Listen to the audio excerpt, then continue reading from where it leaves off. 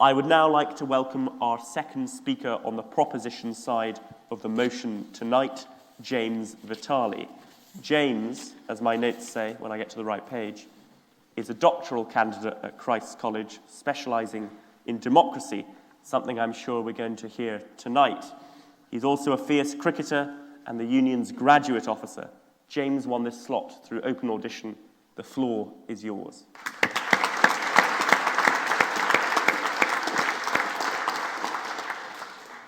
Mr. President, ladies and gentlemen, it's a pleasure to be proposing the motion this evening. The last time I was standing here, we were also debating the topic of our departure from the EU, specifically whether or not we should have had a second referendum or not. We lost pretty heavily and pretty unsurprisingly on that occasion, but it is a well-known fact that trying to convince the Cambridge Union membership of the merits of exiting the EU is rather like trying to preach the virtues of chastity, or chastity in a brothel. Nevertheless, I'm not here to be self-deprecating. I'm here to argue for something I truly believe to be the case, and I'm here to persuade you of my viewpoint. This House believes we were right to leave the European Union. The motion is not as straightforward as it may seem, and actually I think it is possibly more important than any of the many debates we've had here on the subject. And I want to reframe the debate slightly to the way that it's been done by the first two speakers. There are two ways we can look at this motion. Either we can interpret the question as simply of our views on European membership, which will in many cases be the same as what they were in 2016. But I personally think this is an unhelpful way to read the motion. We would be perpetuating the futile activity we've been engaged in for the last 3 years of merely voicing what we all thought before we had the referendum. The country is roughly split on this issue. And realistically, that hasn't changed an enormous amount. I don't think I'm going to persuade many people in the room if I take this approach. Many of you remain attracted to the European Union, either for the practical benefits it offers or the ideal that it stands for. But there is a more productive way to read the motion this evening, and that's what I want to focus on. That is the question of whether or not we think it was right to deliver on the referendum result to leave the EU, however imperfect the referendum was. Because that is the very real context we are in, ladies and gentlemen. We cannot simply wish away that fact as part of the debate, however much we may wish to. And it is on this point that I think I can convince you this evening, that even if you still wish that we had voted to remain, that it is fundamentally right that we deliver on the referendum. I want to convince you all that regardless of your views of EU membership, it is vitally important for our country that we, and particularly we here at the Cambridge Union, support this motion. To use a cliche, I've been on a journey with regards to this problem. Those of you that know me will know that, unlike Gisela and Will before me, I voted to remain in 2016 with a clear head. Though I'm no believer in European federalism and see the substantial flaws in EU institutions, I nonetheless understood the economic and security benefits that we accrue from being part of the club. But funnily enough, I don't think my views here matter at all for the debate at hand. I've been entirely convinced since the referendum of the necessity of leaving the European Union in some form. And that is not because I have compromised my views on the matter. I haven't suddenly become convinced of some of the less palatable arguments made at the time regarding immigration, for example, or the more spurious arguments about some basic conflict of interest between us and Europeans. And I certainly haven't become a less conscientious or thoughtful thinker about the challenges our country faces.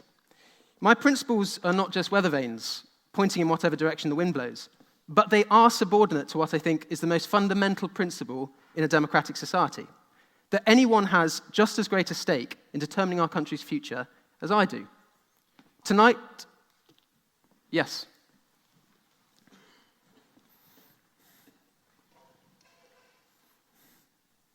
If the way that you're framing your argument is it's essential to respect the vote of the referendum, do we not have to understand that a lot of people voted on false principles? It's impossible to deliver wholeheartedly on things that were simply fallacies when they were proposed. Good point. So there's two answers that I want to give. One is that I do think it's dangerous to make assumptions about the pretenses that people voted on. I think we have to assume rationality on both sides of the debate, or we don't assume it at all. But there's some real concerns that you're raising about, the split nature of the vote, whether people were misled or not, and I hope to get on to that in the more practical parts of my argument. Thank you. Tonight, I will appeal to both your heads and your hearts. I want to appeal to your head as a political pragmatist, because I believe that the only way to shape the relationship we have with the EU in the future is by recognising the legitimacy of our departure. And I want to appeal to your hearts as a Democrat, because whatever we think of how the referendum was conducted, ignoring that it did happen is corrosive of the spirit on which democracy depends. And the pragmatic argument is not one that is voiced often enough, so I will start with that. Prior to the general election, our very departure from the EU seemed contingent, made more uncertain by the rigidness of some in the Conservative Party, the equal inflexibility of the Liberal Democrats, and the absence of any coherent position on the Labour frontbench. I want to suggest an alternative reading of recent history. I want to suggest to you that us leaving the EU, after the referendum at least, was a given. The commitments made prior to the vote and the direction of travel, for me, meant revocation was simply never going to happen. But what was always up for grabs was the way in which we left the EU, as was, and indeed is, the future relationship we have with European countries. Retaining a close relationship with our European friends was and remains a choice. By failing to recognise the referendum result, many people forfeited the capacity to shape those compromises. Arguments for a strong relationship with Europe in the future were squeezed out by the equally uncompromising arguments for revocation and a clean Brexit. Denying the validity of the referendum result played its part in eliminating any grounds for compromise that there might have been. And it is those of us who want close ties with Europe who have lost out. I wanted an exit that reflected the nature of the referendum, a 48-52 split. I wanted to leave the EU in a way that recognised that the country had voted to do so, but that almost half believed in the membership of the EU. Such a pragmatic way forward was made impossible not only by those ideologically attached to a certain type of Brexit, but also by those who couldn't countenance leaving the EU at all. I was dismayed by the fact that many people who voted to remain effectively forfeited influence over the type of exit we embarked on by rejecting any sort of course of action. Because of this, the only possible Brexit became a harder one. And we must not be too conceited to see that where we have ended up is as much due to those who wanted to revoke our departure as those who wanted the most absolute iterations of it. It seems to me that those who believe in the EU as the only way to secure our interests have confused means and ends. We are always going to be deeply implicated in what goes on in the continent. I believe that. They are our closest neighbours, they are currently our biggest trading partner, and our societies are deeply interwoven. But let us not confuse this with membership of the EU.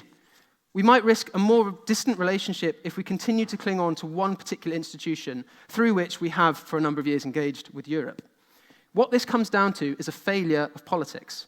The notion that we should brook no compromise on our principles is not a political stance. In fact, it's an apolitical one. If those that believe in a strong relationship with Europe want to preserve this in the future, the solution is not to continue to deny the legitimacy of leaving at all. The electorate has already made clear that it is done with that debate. The way forward is in recognising that we were right to deliver on the referendum and in trying to shape the future relationship with our European partners, something that was always up for debate. But above all else, and the main message that I want to advance this evening, is that we should support this motion because we are suitably concerned about the fragility of our democracy. I don't think we need to rehearse the arguments about why the referendum was so problematic. There are many. They've been raised this evening. And most of them, I think, are actually pretty credible. Yet the question remains of what you do when you've had an imperfect vote and it's yielded a result. It is my view that denying the rightness of delivering on the referendum is to gravely misplace blame in this scenario. To deny the popular vote to leave is to endorse a cure far worse than the disease it seeks to address. Because what we would be doing is throwing out the most basic principle in a democracy, that individuals judge their own interests better than others because we are angry at politicians. This is a dangerous course of action to take. There is an analogy that I've heard drawn recently that I think is quite apt here. For those of you who haven't seen the film Matilda, first of all, shame on you. But the story is about a little girl at a school run by a horrible head teacher called Miss Trunchbull. At one stage, Miss Trunchbull says, "My idea of a perfect school is one in which there are no children at all." Well, there seems to be parallels with the political debates of the last 3 years. Democracy would work fine, it seems implied, if only there weren't any damn people. Like arguing that there shouldn't be any children at a school, the idea that voters are somehow the problem here and that we should just do away with what they think seems deeply counterintuitive. I won't, just because I've got short time. It is politicians that have failed us. They have failed to recognise the dangers of a binary referendum. They've used the referendum either to fix internal party disputes or as a political football. And for those of you who voted to remain, They fail to argue your case convincingly enough.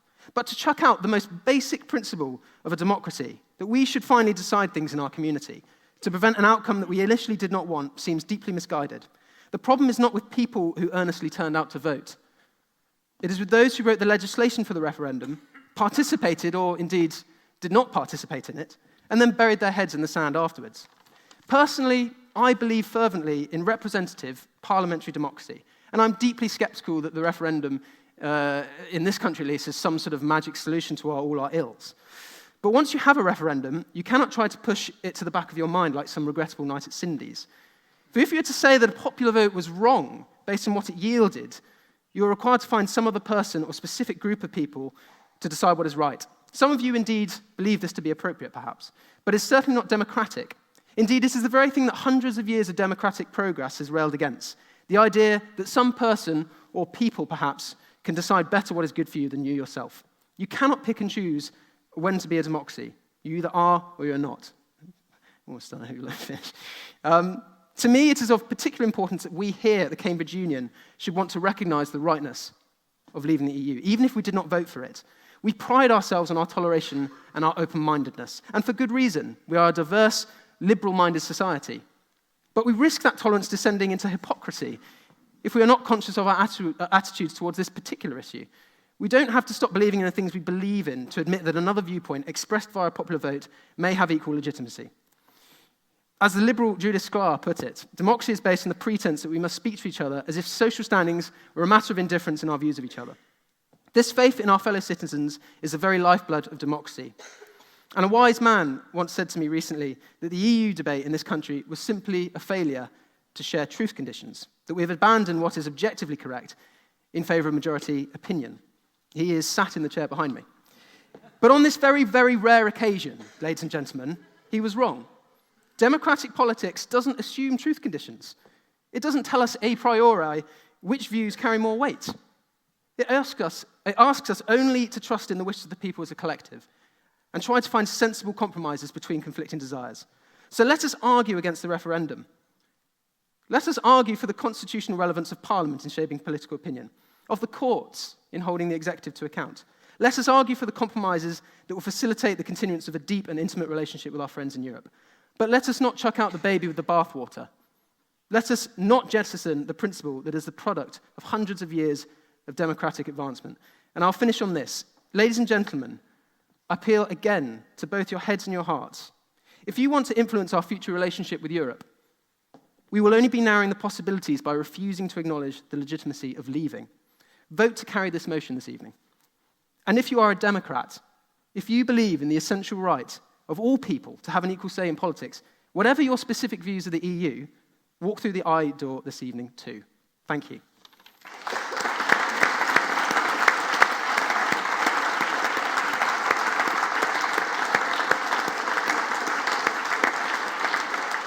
Thank you very much, James. I have to confess that I don't remember saying that, but last Thursday was quite a heavy night, so